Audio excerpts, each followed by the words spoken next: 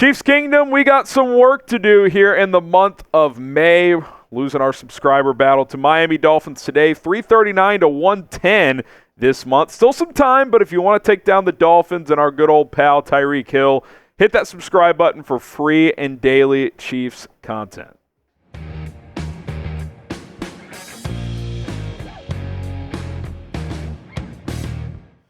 Welcome into the Chiefs Report. My name is Harrison Graham from Chat Sports, and on today's show, we got a couple of juicy trade rumors, trade ideas floating around the internet, so we're going to dive into those, and I'll give my thoughts here on today's show. We'll start with this Matt Judon trade. Bleacher Report proposing that the Chiefs trade for the Patriots edge rusher, Matt Judon. He was absent to start Patriots OTA, so that could be a signal that he wants a new deal. Now it is voluntary, and he is a veteran, so sometimes these guys just don't show up to that. So not a huge red flag from New England's standpoint, but still notable because he is entering the final year of his contract. And Mike Reese of ESPN, who's covered the Patriots for a while, I thought made some interesting points here. He said Elliott Wolf, who's now in charge of their front office, has been checking off items of his contractual to-do list, most recently extending starting center and team leader David Andrews' deal. Matt Judon, who is scheduled to earn a base salary of $6.5 million in the final year of his contract. This is well under the market for a player of his caliber, and it's hard to imagine Judon agreeing to play under those terms. At the same time, Judon's return from a torn biceps that limited him to 4 games last season, coupled with his age, he'll be 32 in August, adds layers of note in any negotiation. And I kind of look at the Patriots, and I'm like, you guys should go younger. Trade Matt Judon. Extending him doesn't make sense. I mean, he's going to be 34, 35 by the end of his next deal if you extend him. Sure, you're not going to get top value for him, expiring deal, injured last season, but I would move him, and maybe the Chiefs find gold here to get a really good player on a discount as they chase a three-peat in terms of another Super Bowl championship. The thing about Judon is the guy is a stud. I mean, when healthy, the 2 prior seasons, 28 sacks. He had a sack per game going last year with 4 sacks in just the 4 games. He's going to be 32, so I do think he fits the Chiefs' timeline. They could just make a trade in terms of a rental. I don't even think Kansas City would extend him because his cap hit isn't that big this year. He comes in, fits the timeline. If he plays well, sure, maybe he's here beyond this year. If not, hey, Matt, come chase a three-peat with us, and we'll see how it goes. But we'll see what happens. The Patriots want to help the Chiefs out in this regard. I don't know. But if I'm New England, do I really want to pay a 32-year-old Matt Judon $20+ million per year on a three-year deal? I don't know if that really makes sense if I'm the Patriots. So maybe a team like the Chiefs pounce. Maybe it's more of a midseason trade, but we'll have to wait and see. This is what Bleacher Report proposed here. Judon to Kansas City for a 4th-round pick next year and a 5th-round pick in 2026. Let me know, Chiefs fans, would you make this trade? Type Y for yes, or you can type in for no. Would you trade a 4th and a future 5th for Matt Judon? I got to be honest, this would be kind of a steal. I mean, this would be you're getting a premier player for a heavy discount because he's a little older and coming off an injury. You kind of look at a team like the Bears adding Keenan Allen for just a 4th-round pick. Sure, he's older, but damn, the guy is still very good, and that's definitely the case with Matt Judon, who come in here, be your top edge rusher at least for a year. Karlaftis could be more of your power guy, and then Dana is your number 3, and then when Omenihu comes back, he can play inside and edge. All of a sudden, you're kind of cooking with gas with Chris Jones on the interior as well with this pass rush. I mean, you could go from having a pretty good pass rush to maybe the best in the league, arguably, with one transaction of trading for Matt Judon. So, again, I'm not sure if he's available, but if he is, I would consider it. And another reason I think trading for an edge could be in the cards is Charles Omenihu's probably going to start this year on the PUP list. He's just 3 months removed from a torn ACL. Week 1 would be less than 7 months removed from that surgery. I don't think he's playing then.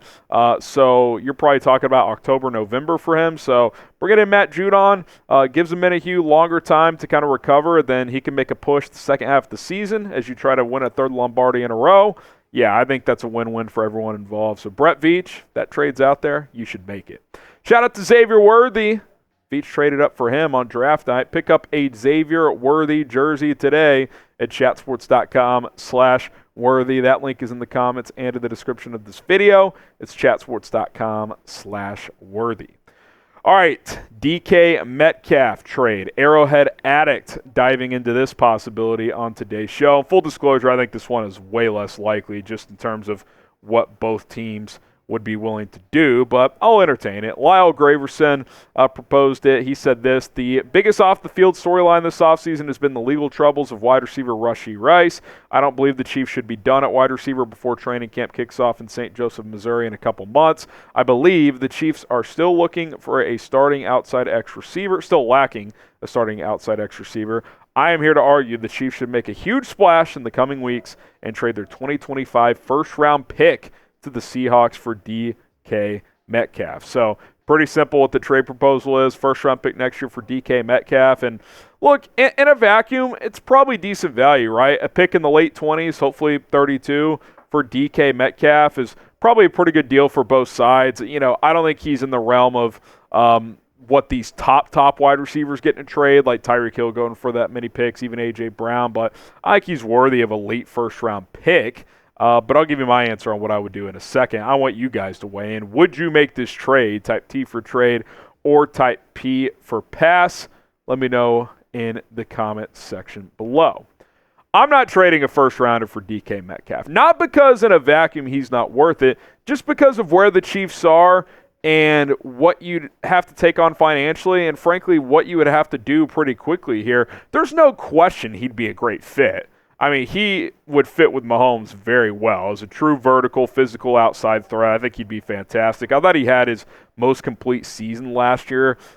Big plays, found the end zone a lot. Sure, he had less catches, but those catches were more impactful at almost 17 yards per catch. He would be a great fit in this Chiefs offense. Like, there's no doubt. He'd be a great fit in most offenses. He's a really good player. Like, that shouldn't surprise anybody. And, yeah, you know, if you're thinking in terms of Madden, like, yeah, a DK Metcalf, Rashee Rice, once he's back from suspension with speedsters Marquise Brown and Xavier Worthy, like, yeah, that's pretty fun to think about. But then you have to factor in roster construction. Brett Veach traded Tyreek Hill for a reason. Yeah, the guy's unbelievable, but he didn't want to pay him $30 million per year. DK Metcalf is making $24.5 this year against the cap, and next year in Seattle, he's set to count $29.5 million. And yeah, those numbers, especially this, would be a little lower if you trade for him. The Seahawks would eat some of that, but okay, a year from now, you're going to have to pay him, because if I'm trading a first-round pick for a player of this caliber, I'm not letting him walk after 2 seasons. Like, so again, it's not that the value for the player himself doesn't add up. It's just, okay, A, you're going to have to move money around to absorb his contract. B, you're going to have to extend him for even larger money in 12 months in all likelihood. And C, you're going to give a first-round pick to do that when you have high-paid players already. You need those draft picks, and you need to draft well to continue to balance out your roster. I just don't see it. I don't see the Chiefs doing that. They'd have to get really creative, too. Could they do it? Yes. Would it be fun? Yeah. Would it be great in the short term? Sure. They just won 2 straight Super Bowls without Tyreek Hill. You don't need to trade for DK Metcalf. And quite frankly, I don't think Seattle wants to do that either. Like, they're going to lose Tyler Lockett pretty soon. I mean, he's pretty old. So then you're going to roll starting in 2025 or maybe 2026 with just JSN in Seattle. I just think this is one of those kind of lose-lose type of trades. I don't think like the 30th pick or whatever is good enough for Seattle, and I don't think the financial constraints make sense for Kansas City as they kind of budget out their roster moving forward. All right, give me a name. Let us know who you think the Chiefs should go out and trade for. If you want DK, let me know. I mean, I'd much rather get like an aging pass rusher like Judon on a discount to come in and help you this year. Like, that's the type of trade I think makes sense for Kansas City. But a young ascending receiver who you're going to have to pay again soon, I don't think that fits what the Chiefs are trying to do. All right, appreciate everybody for tuning in to today's Chiefs Report. We'll be back tomorrow with more, so subscribe and turn on notifications.